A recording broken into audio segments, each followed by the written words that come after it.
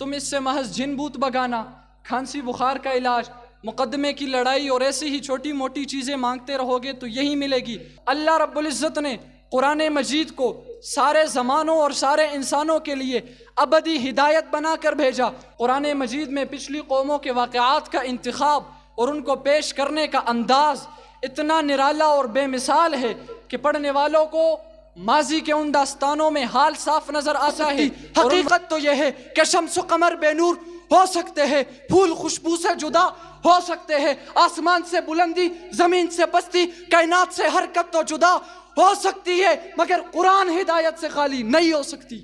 الحمدللہ وکفا وسلام علی عبادہ الذین اصطفا، اما بعد فاعوذ باللہ من الشیطان الرجیم، بسم اللہ الرحمن الرحیم۔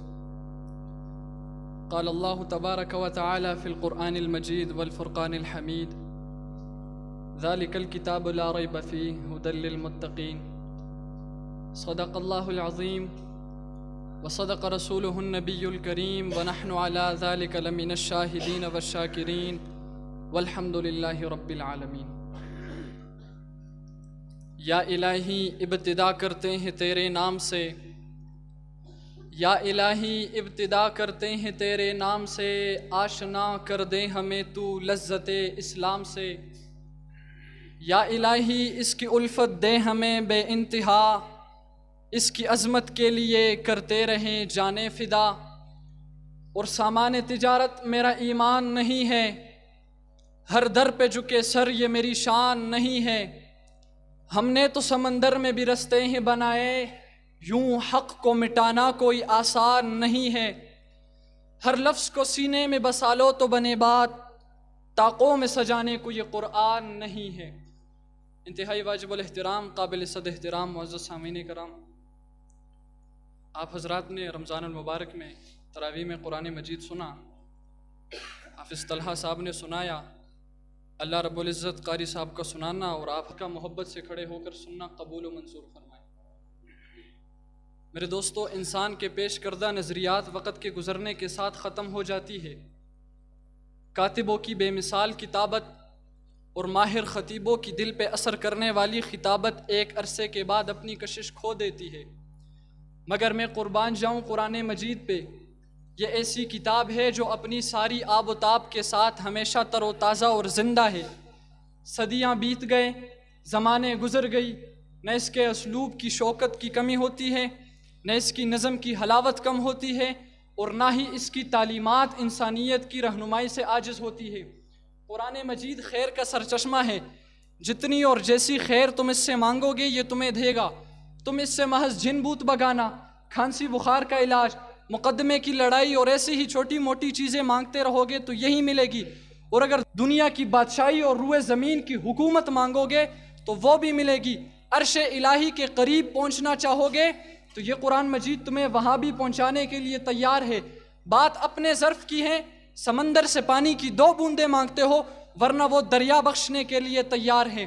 میرے دوستو، قرآن مجید میں پچھلی قوموں کے واقعات کا انتخاب اور ان کو پیش کرنے کا انداز اتنا نرالا اور بے مثال ہے کہ پڑھنے والوں کو ماضی کے ان داستانوں میں حال صاف نظر آتا ہے، اور ان واقعات کی ضمن میں قدم قدم پر جو ہدایت ہے ان سے اپنے زمانے کے حالات میں بہترین رہنمائی ملتی ہے، اور اس طرح پچھلی قوموں کے واقعات میں آنے والے قوموں کے لیے نصیحت ہے۔ لقد انزلنا الیکم کتابا فیہ ذکرکم افلا تعقلون، ہم نے تمہارے پاس ایک ایسی کتاب اتاری جس میں تمہارے لیے نصیحت ہے۔ میرے دوستو، اللہ رب العزت نے قرآن مجید کو سارے زمانوں اور سارے انسانوں کے لیے ابدی ہدایت بنا کر بھیجا، چونکہ قرآن کا نام بھی ہدایت ہے، مقصد نزول بھی ہدایت ہے، اور اس کا آغاز ہی ہدایت سے ہوا۔ ذالک الکتاب لا ریب فیہ ھدی للمتقین، اس کتاب میں کوئی شک نہیں اور متقین کے لیے ہدایت ہے۔ ہاں جناب، قرآن اور ہدایت اس طرح متصل باہم لازم اور ملزوم ہے کہ اس میں جدائی کا تصور بھی نہیں کیا جا سکتا۔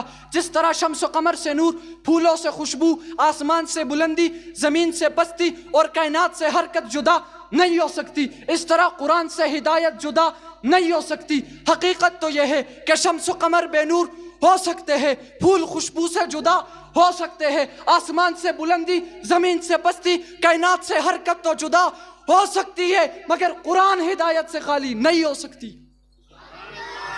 قرآن ہدایت سے خالی نہیں ہو سکتی. قرآن ہدایت سے خالی، بولو قرآن ہدایت سے خالی. اللہ رب العزت نے قرآن مجید میں سب کچھ جمع کر دیا. قاضی ابو بکر بن عربی رحمہ اللہ نے اپنی کتاب قانون التاویل میں ابتدائی طور پر قرآن مجید کے علوم کی تعداد 70,450 بیان کی ہے، اور اتفاق سے قرآن مجید کے کلمات بھی اتنے ہیں. گویا کہ ہر کلمہ کسی نہ کسی علم کی بنیاد ہے.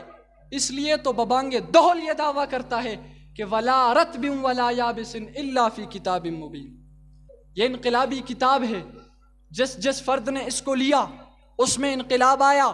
اگر کسی جماعت نے لیا تو انقلاب ایسا آیا کہ دنیا دیکھتی رہ گئی. لیکن انقلاب تب آیا جب قرآن کو لیا. آج امت مسلمہ عالمی اور ملکی دونوں سطح پر نہایت بے بسی اور بے کسی کے دور سے گزر رہی ہے. لڑی ٹوٹنے پر جس طرح تسبیح کے دانے ایک دوسرے کے اوپر تیزی کے ساتھ گرتے ہیں، آج مسائل اور چیلنجز یکے بعد دیگر اور تسلسل کے ساتھ سامنے آ رہی ہے. آج ہر قوم، ہر جماعت انبیاء کے راستے کو چھوڑ کر، قرآن کو چھوڑ کر گمراہ قوموں کی راہوں کو اختیار کر چکی ہے. وضاقتہ، تراش و خراش، صورت و سیرت، تعلیم و تربیت، تہذیب و تمدن، اخلاق و عادات، حکومت اور سلطنت، غرض زندگی کے ہر شعبے میں اس کا رخ قرآن اور صاحب قرآن سے ہٹا ہوا ہے. اور بتاؤ تو صحیح، قرآن کو چھوڑ کر، صاحب قرآن کو چھوڑ کر، انبیاء کے راستے کو چھوڑ کر جن کے پیچھے چل رہے ہیں وہ لوگ فرشتے ہیں، خدا ہے، کیا ہے؟ ان کے معیار پہ کیوں خود کو اتارا جائے؟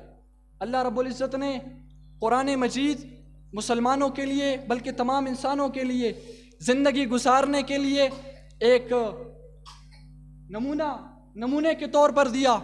اور صرف یہ خاموش قرآن اسی پر اکتفا نہیں کیا، بلکہ رسول اللہ صلی اللہ علیہ وسلم نے عملی زندگی گزار کر بتلا دیا ایک خاموش قرآن ہے اور ایک بولتا ہوا قرآن ہے.